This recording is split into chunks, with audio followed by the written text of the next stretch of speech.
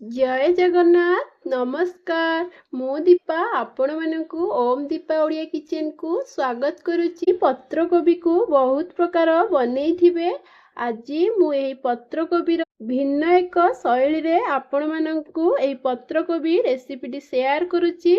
चलंतु एबे देखि नेबा। मु एठी गोटे बंधा कोबी नै जाईची।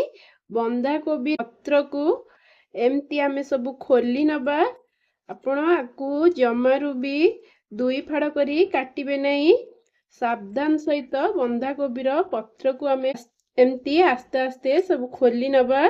बंधाकोबीर पत्र को आमे आस्ते आस्ते सब एही परी खोली नबा।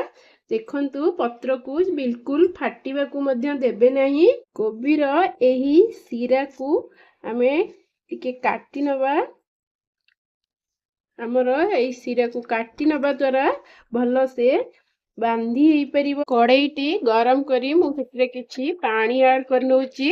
एही सब पत्र को ऐड करी हमें यह को 2-3 मिनट कवर करी आकु बॉईल करबा को छाडी दबो।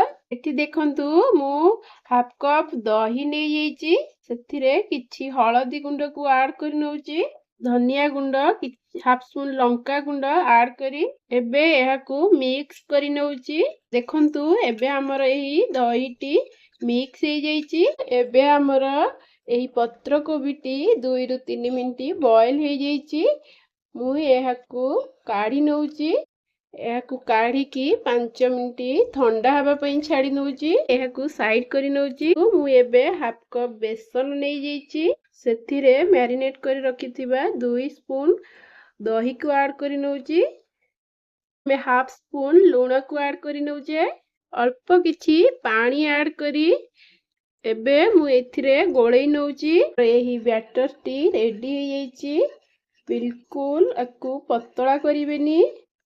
देखंतु एही परि भाबरे हमर बैटर टी रेडी हे जाईची। एही बंधा कोबीर पत्र जो आमे सिजेई की रखिथिले से बे ठंडा हे जाईची। सेथिरे बेसन को एमती लगेई नबा। बेसन को लगेला परे देखंतु एही परी फोल्ड करी नबा। पत्र को बेसन लगे की फोल्ड करी नबा। देखंतु मु एही परी बैटर को सब लगेई नेची पत्र कोबी रे। एबे एहा को हमें स्टीम करी नबा। स्टीम पाई मु एठी गोटे इडली रो छांच नै जाईची। सेथिरे किछि पानी देकी जेमती इडली प्रस्तुत करे सेम प्रोसेस रे हमें एहा को सब स्टीम करी नबा। एबे पानी हमर गरम हे जाईची। हमें एही इडली रो छांच को रखी कवर करी नबा। एबे 5 रु 6 मिनट ताकू बॉईल हेबा पई छाडी दबा। जेहेतु तरकारी बनेबार अछि सेथि पई किछि मसला नै जाउची। एबे किछि पियाज को ऐड करि नउची। कुला सेतिरे रसुण को ऐड करि नउची। 2टी कंचा लंका ऐड करी किछि अदा ऐड करी एही मसला को हमें अधिका चिकन करिबानी। एहा को हमें दरदरा करी ग्राइंड करि नबा। तरकारी बनेबा पई कड़ाईटी गरम करी नेइचे। सेथिरे किछि सोरिष तेल ऐड करी सोरिष तेल को मध्य गरम करी नेउचे। तेलटी गरम होला परे मु एठी हाफ स्पून जीरा ऐड कर नउची। 2 पिंच रो हेंगु ऐड कर नउचे। पियाज रसुण रो जो मसलाटी रेडी कर नेइथिले ताकू एबे ऐड कर नेबा। एही मसलाटी को कसी नबा। मसला रे एबे हाफ स्पून हळदी गुंड ऐड कर नउचे। लंका गुंड हाफ स्पून ऐड कर नउचे। मसला को हमें भलो भाबे कसी नबा। मसला रो कंचा स्मेल जिबा पर्यंत हमें एहा को 2-3 मिनट कसी नबा। मसलाटी कसीला परे मु एथिरे टमाटो प्यूरी की ऐड कर नउची। टमाटो प्यूरी ऐड कला परे एबे एहा को आउ 2 मिनट कसी नेबा। स्वाद अनुसार लूण को ऐड कर नेबा। थिरे किछि कस्तूरी मेथी पत्र को ऐड कर नउचे। मसलाटी हमर एबे 80% सिजी आसलानी। तेल भी ऊपर को रिलीज हो आसलानी देखि नियंतु। हाफ स्पून चिकन मसला को ऐड कर नउची। चिकन मसला पड़िबा द्वारा अधिका टेस्ट मध्य होई थाए। आमे बनै की रखिथिबा दही रो बैटर को एबे ऐड कर नेबा। एहा को भलो भाबे गोळेई नेबा। गैस रो फ्लेम को सिम करी देबा। काहे कि ना हमर दहीटी नले ଛେନା ହେଇଯିବ।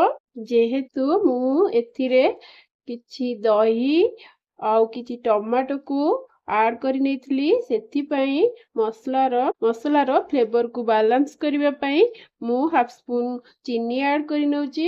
ଆପଣ ଚାହିଁଲେ ଚିନି ମଧ୍ୟ ପକେଇ ପାରିବେ, ନହେଲେ ସ୍କିପ୍ ମଧ୍ୟ କରିପାରିବେ। ମସଲାଟି ଆମର କଷି ହେଲା ପରେ ମୁଁ ସେଥିରେ 1 ଗ୍ଲାସ ପାଣି ଆଡ୍ କରି ନେଉଛି। ଏବେ ଏହାକୁ 3 ରୁ 4 ମିନିଟ୍ କଭର କରି ଫୁଟିବାକୁ ଛାଡ଼ିଦବା।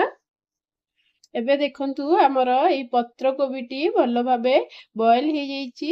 ମୁଁ ଏହାକୁ କିଛି ଛୋଟ ଛୋଟ ଖଣ୍ଡ କରି କାଟି ନଉଛି। ଆପଣମାନେ ଏମିତି କାଟି ମଧ୍ୟ ପାରିବେ। ଏବେ ଚାଲନ୍ତୁ ଆମର ମସଲାଟି ଦେଖି ନେବା। ଆମର ଏଠି ମସଲାଟି ହେଇ ଆସିଲାଣି। ମୁଁ ଏଇଠି କାଟିକି ରଖିଥିବା ଏମିତି ସବୁ କୋବିକୁ ଏଥିରେ ଆଡ୍ କରି ନେଉଛି। ଆପଣମାନେ ଏହି ପ୍ରଣାଳୀରେ ଥରେ ବନେଇକି ଖାଆନ୍ତୁ, ଦେଖିବେ ବହୁତ ବଢିଆ ଲାଗିବ। କିଛି ସମୟ ଫୁଟିବା ପାଇଁ 2-3 ମିନିଟ୍ କଭର କରି ନେଉଛେ। ଏବେ ଆସନ୍ତୁ ଆମର ଏଇ ରେସିପିଟି ଦେଖି ନେବା।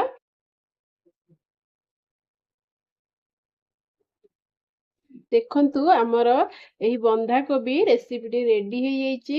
ଏଥିରେ କିଛି ଗରମ ମସଲାକୁ ଆଡ୍ କରି ନେଉଛି, କିଛି ଧନିଆ ପତ୍ରକୁ ମଧ୍ୟ ଆଡ୍ କରି ନେଉଛି। ଏବେ ଆମର ଏହି ରେସିପିଟି ରେଡି ହେଇଯାଇଛି। ମୁଁ ଏବେ ଏହାକୁ ଗୋଟେ ବାଉଲକୁ କାଢି ନେଉଛି। ଏହି ପତ୍ରକୋବି ରେସିପିଟି ଆମର ରେଡି ହେଇଯାଇଛି। ମୁଁ ଆଶା କରୁଛି ଆପଣମାନଙ୍କୁ ଏହି ରେସିପିଟି ନିଶ୍ଚୟ ପସନ୍ଦ ଆସିବ। ଏହି ରେସିପିଟି ଆପଣମାନଙ୍କ କିଚେନରେ ଥରେ ଟ୍ରାଏ କରନ୍ତୁ, ଆଉ ଆପଣମାନଙ୍କ ମତାମତ ମୋତେ କମେଣ୍ଟ ଦ୍ୱାରା ଜଣାନ୍ତୁ। ଏହିପରି ନୂଆ ନୂଆ ରେସିପି ଯଦି ଆପଣମାନେ ପ୍ରତିଦିନ ଦେଖିବାକୁ ଚାହୁଁଛନ୍ତି, ତାହେଲେ ମୋର ଚ୍ୟାନେଲକୁ ଲାଇକ୍ ସବସ୍କ୍ରାଇବ୍ କରିଦିଅନ୍ତୁ, ଆଉ ପାଖରେ ଥିବା ବେଲ୍ ଆଇକନକୁ ପ୍ରେସ୍ କରନ୍ତୁ।